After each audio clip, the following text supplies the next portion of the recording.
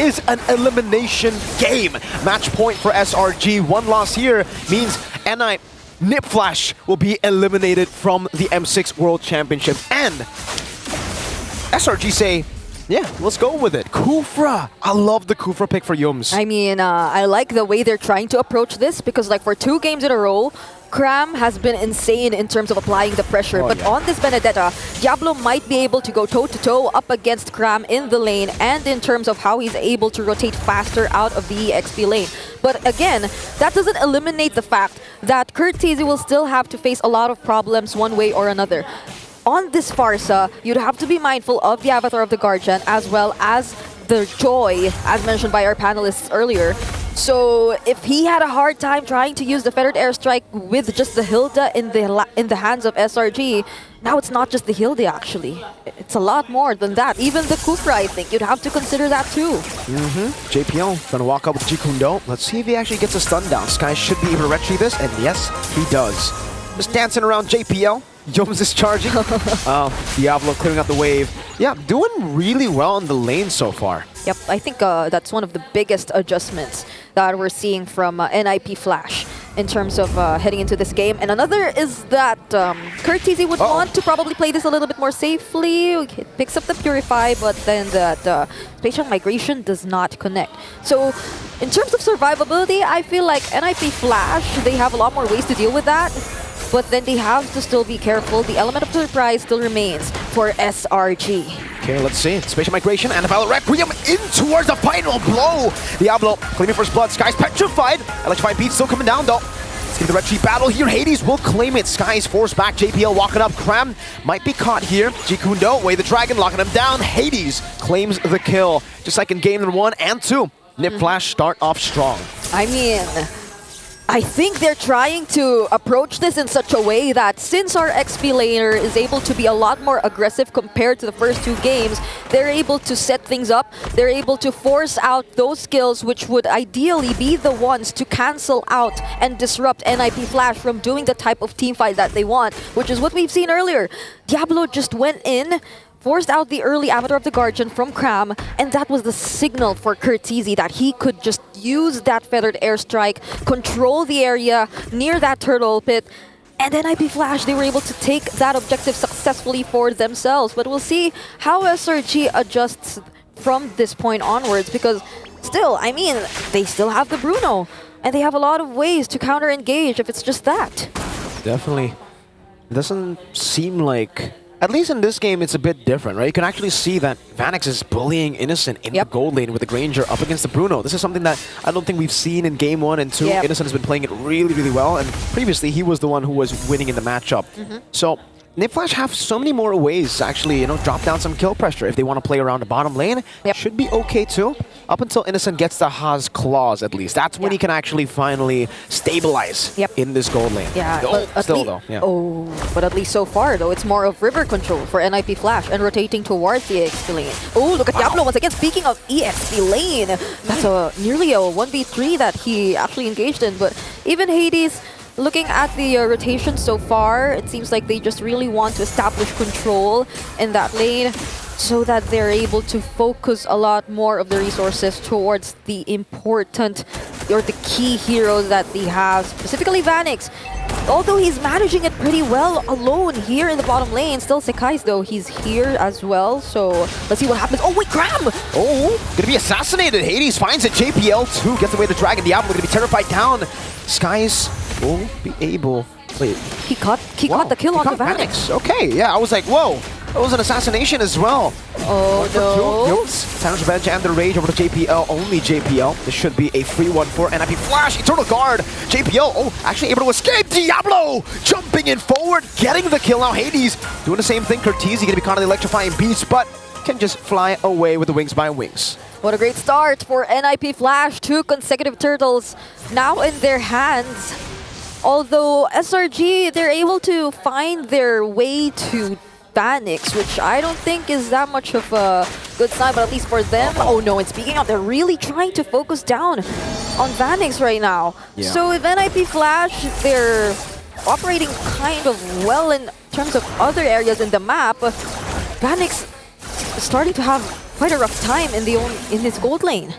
Yeah, as much of a rough time as Stormy, I think, right? I mean, every time he walks up, he's gonna have to be double, triple, quadruple careful because of Diablo. He can actually he can one-shot Vexana at this point. Diablo's actually reading this really well. SRG have a hold there, and Diablo's not going for it. He's actually just I mean buying timer and like zoning them away from Hades. Yeah, he knows it. The eye indicator and all that. They're definitely just trying to read into where they're possibly positioned, but Diablo takes the long cut. He's just really being careful on this now that SRG probably has their eyes set on Diablo. And speaking of, that's the electrifying beast already used by Sekais.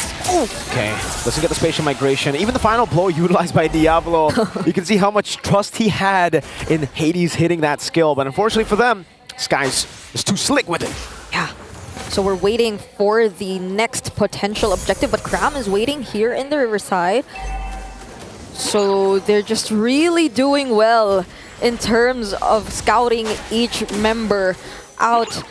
Curtizi uses the wing by wings. So it's just like SRT, they're able to get their turret, the tier 1 turret down bottom, but Stormy, oh no, you said being quadruple careful. But I don't think he was able to foresee that. I think he might have to do more than quadruple careful. Spatial migration on top of the fact that there's a final blow. Petrify, and yeah, I think the flicker choice might have been a bit too much of a gamble here. Times of bench and the rage JPL with the shot. Who gets away? Sky's dealing the damage. Worldy and the crit from Innocent. Hades picks up the turtle though, and Diablo will be able to trade it with a turret up top. My goodness, 2 objectives in exchange for JPL. I think that's a really good trade for NIP Flash. They get a turret as well as their 3rd consecutive turtle, which explains also why we're seeing this much of gold lead in their hands. And I mean, if you were SRG, this entire Quidivir jungle, it must have really caught them off guard. I don't think Yumes has been able to really pull off that perfect Tyrant's Rage Revenge combo, but speaking of Yumes, he's very, very low, but JPL gets bursted down first. AOG into the back, Diablo!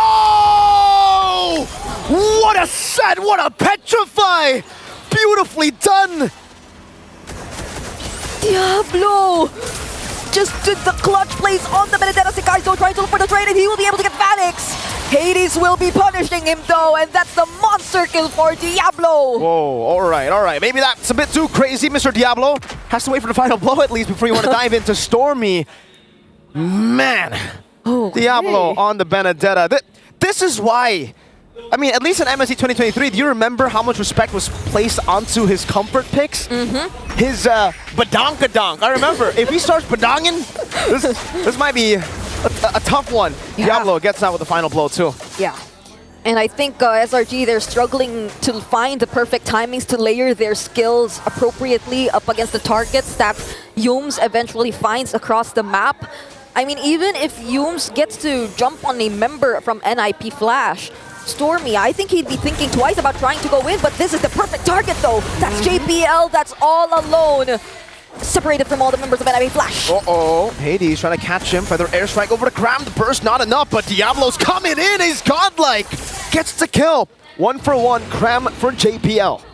Diablo's been coming in at the perfect timings on this Benedetta. And this is probably why you should really learn how to respect. I mean, there have been a lot of adjustments from NIP Flash, that's for sure. They've been sticking with the high lows.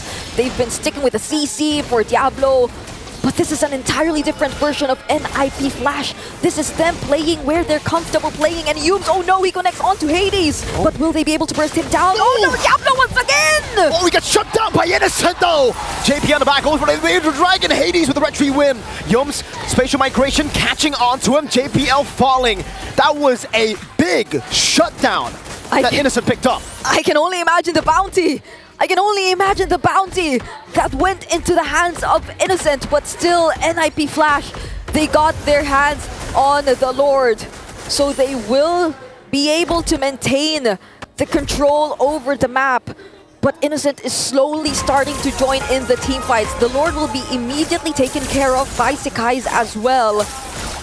But they ought to be careful. If earlier Diablo could just be as aggressive as he wants to be, right now SRG, they're having enough damage to deal with him. Hey, how much gold was that? Wait, he's 8.6k. Oh my god. He's 1,000 gold ahead. How much gold did he get? I really wonder. But on the other side, wow, Diablo, 3,000 gold ahead of the Gato Kacha. That's insane. That's a high amount of damage that you could expect from this Benedetta. If we were to recall the emblems that he went for earlier, it's the Fighter emblem together with the Master Assassin and a bit of Concussive Blast as well. So you could expect him to really dish out the damage, but an eye for an eye. That was close for Diablo. Oh, Yums, Tarnish Revenge, as a fan rage. Guys, trying to go for the flank earlier for the airstrike. Will be able to zone them away with the Death Sonata.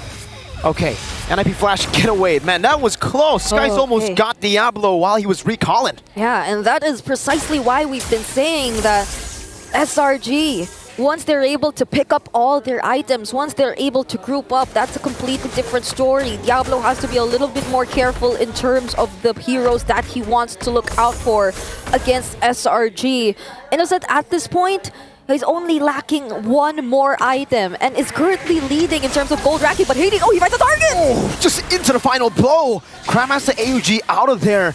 Diablo didn't even use any, he just final blow. That was the final blow damage. Oh my lord. At least for NIP Flash, they're really able to provide the follow-ups. That's something we're yet to see from SRG, especially if they're grouped up together. Wow. The most they can do is just really look out for those targets that are isolated, but checking out the damage dealt ranking, you have to look at Diablo and the amount of damage he's dealt in this game. Diablo, every time he gets a signature pick, man, he always finds ways to get highlights. In a world tournament, international tournament, MSC was the Badang, M6 might just be the time for his Benedetta.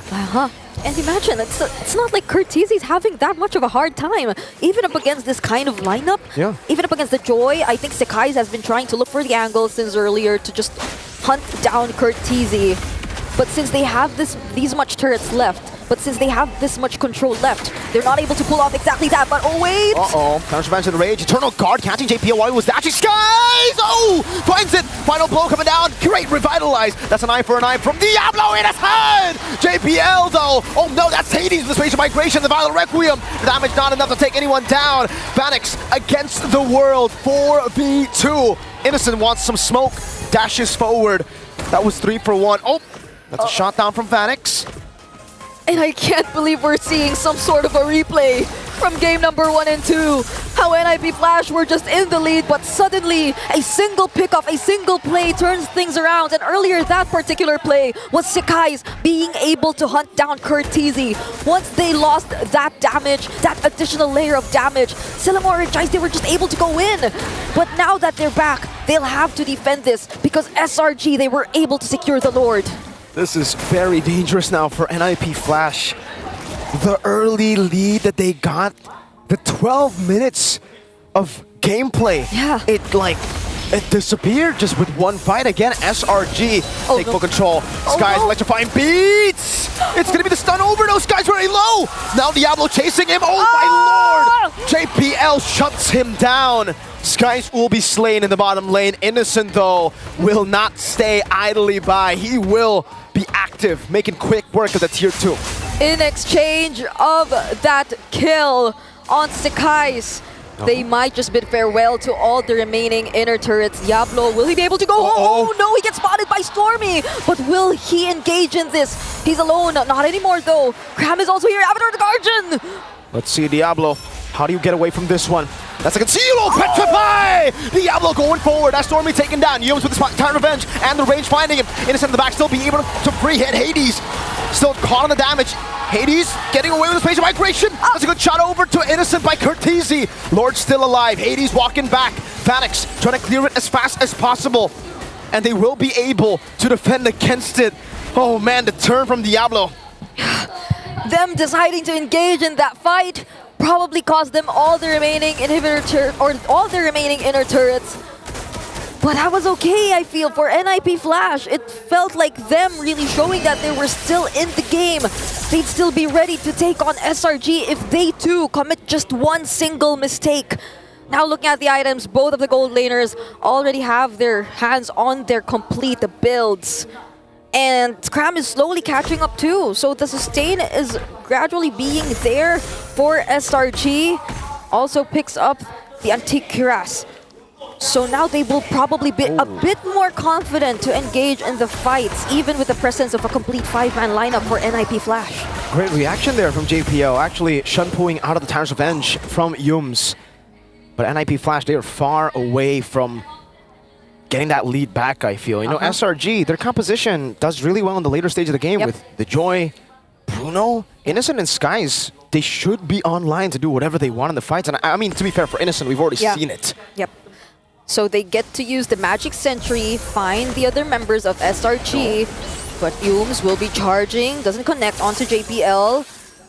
But this is becoming tricky for NIP Flash.